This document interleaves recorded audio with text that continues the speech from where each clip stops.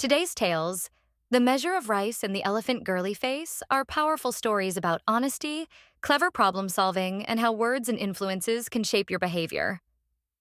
Through these stories, we'll not only enjoy a meaningful lesson, but also improve your English with speaking tips, grammar insights, new vocabulary, and fun curiosities about the English language. Let's get started. The measure of rice. At one time, a dishonest king had a man called the Valuer in his court.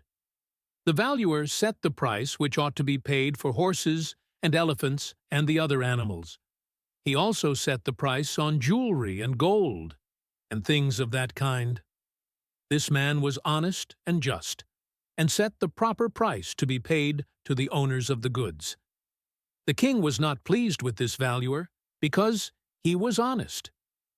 If I had another sort of a man as Valuer, I might gain more riches, he thought. One day the king saw a stupid, miserly peasant come into the palace yard.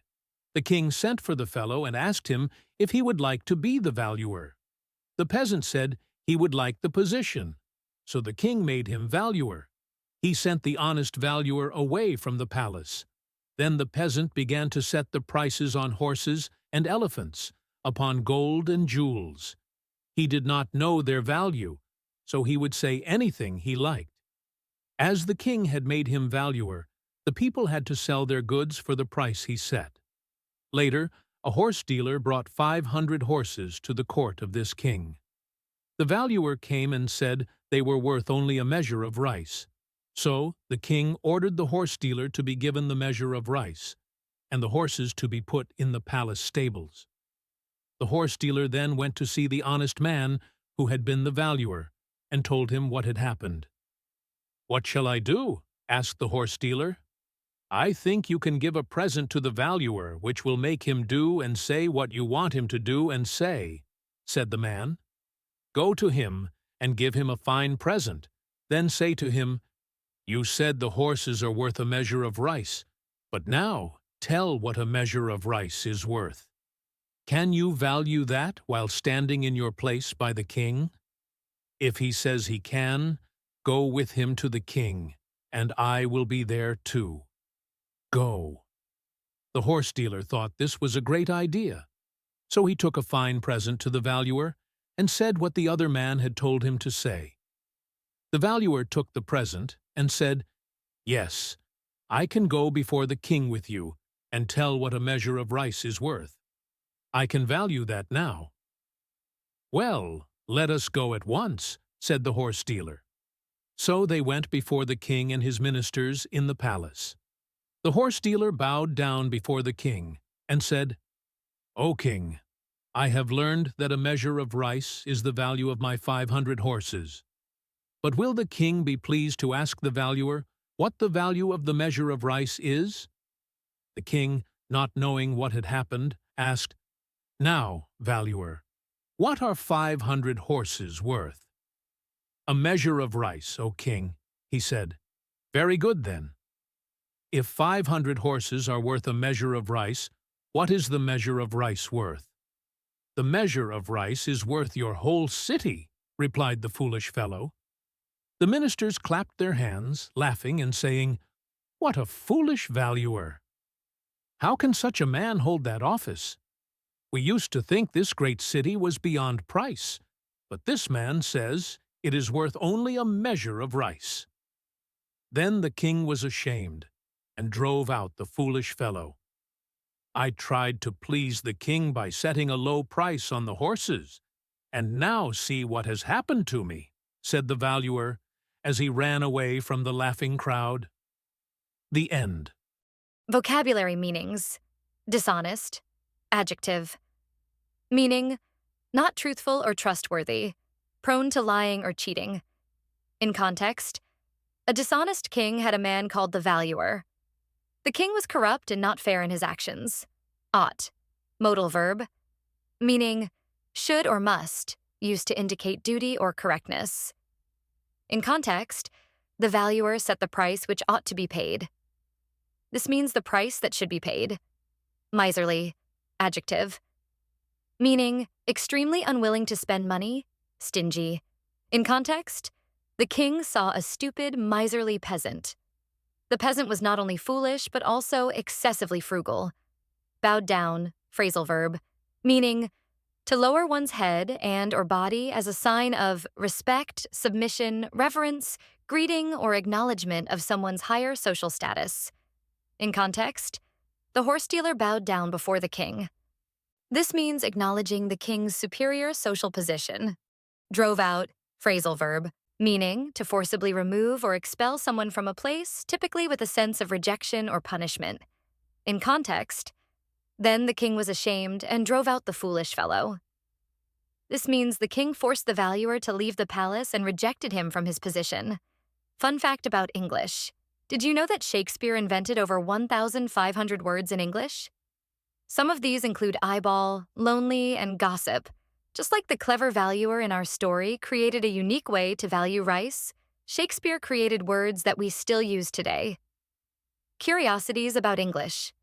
The shortest grammatically correct sentence in English is go. It's just one word but conveys a complete thought with a subject and verb. Did you know that goodbye originally came from the phrase, God be with you? Over time, it was shortened into its current form. The word queuing is one of the few English words with 5 consecutive vowels. The elephant Girly-Face. Once upon a time, a king had an elephant named Girly-Face. The elephant was called Girly-Face because he was so gentle and good and looked so kind. Girly-Face never hurts anybody, the keeper of the elephants often said. Now, one night, some robbers came into the courtyard and sat on the ground just outside the stall where Girly-Face slept. The talk of the robbers awoke Girly-Face. "This is the way to break into a house," they said. "Once inside the house, kill anyone who wakes up. A robber must not be afraid to kill. A robber must be cruel and have no pity. He must never be good, even for a moment." Girly-Face said to himself, "Those men are teaching me how I should act. I will be cruel. I will show no pity. I will not be good, not even for a moment." So the next morning, when the keeper came to feed Girly-Face, he picked him up in his trunk and threw the poor keeper to the ground, killing him. Another keeper ran to see what the trouble was, and Girly-Face killed him too. For days and days, Girly-Face was so ugly that no one dared go near. The food was left for him, but no man would go near him. Later, the king heard of this and sent one of his wise men to find out what was the matter with Girly-Face. The wise man had known Girly-Face for a long time. He looked the elephant over carefully and could find nothing that seemed to be the matter. He thought at last, "Girly-Face must have heard some bad men talking." "Have there been any bad men talking about here?" asked the wise man. "Yes," one of the keepers said. "A band of robbers were caught here a few weeks ago. They had met in the yard to talk over their plans. They were talking together near the stall where Girly-Face sleeps." So the wise man went back to the king and said, "I think Girly-Face has been listening to bad talk. If you will send some good men to talk where Girly-Face can hear them, I think he will be a good elephant once again." So that night, the king sent some of the best men to sit and talk near the stall where Girly-Face lived. They said to one another, "It is wrong to hurt anyone. It is wrong to kill. Everyone should be gentle and good." "Now, those men are teaching me," thought Girly-Face. "I must be gentle and good. I must hurt no one. I must not kill anyone." And from that time on, Girly-Face was a gentle and good elephant. The end. English speaking tips. 1. Practice reported speech. In the story, characters often think or speak indirectly. Practicing reported speech can help you sound more fluent in English conversations. Example: direct speech. "Those men are teaching me how I should act," said Girly-Face. Reported speech. Girly-Face thought that the men were teaching him how he should act. Tip: when reporting speech, remember to adjust pronouns and verb tenses, present to past. 2. Use thought verbs to express inner dialogue. The story uses phrases like Girly-Face said to himself and thought Girly-Face. Practice using thought verbs like these to express what someone is thinking. Examples: I said to myself that I needed to be brave. She thought she could solve the problem. This technique helps you narrate stories or describe characters' emotions more naturally. Grammar. 1. Using modal verbs for advice and rules. In the story, the wise men say things like, "It is wrong to hurt anyone," or "Everyone should be gentle and good." These sentences use modal verbs like should, must, and ought to for giving advice or stating rules. Examples: you should always be kind. We must respect others. 2. Past simple for storytelling. The story is written in the past simple tense, which is commonly used for telling stories. Notice how the verbs like said, thought, came, and was are in their past forms. Example: the robbers came into the courtyard. Past simple. Girly-Face thought he should be cruel. Past simple. Vocabulary: gentle, adjective. Kind and calm, not harsh or violent. Example: Girly-Face was known for being gentle before he overheard the robbers. Cruel, adjective. Causing pain or suffering without care or pity. Example: the robbers said a robber must be cruel. Keeper, noun. A person responsible for taking care of animals. Example: the keeper fed Girly-Face every morning.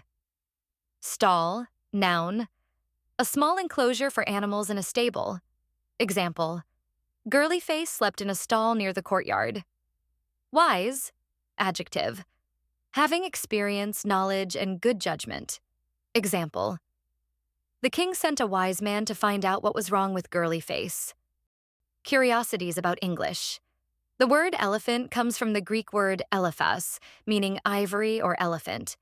It reflects how elephants were admired for their tusks in ancient times. The phrase "an elephant never forgets" is based on real observations. Elephants have excellent memories. This makes them great symbols of wisdom in stories like this one. The expression gentle giant is often used in English to describe someone who is big and strong but kind-hearted, just like Girly-Face when he returns to his good nature. Thanks for watching Storywise English, where every story is an opportunity to learn. See you next time.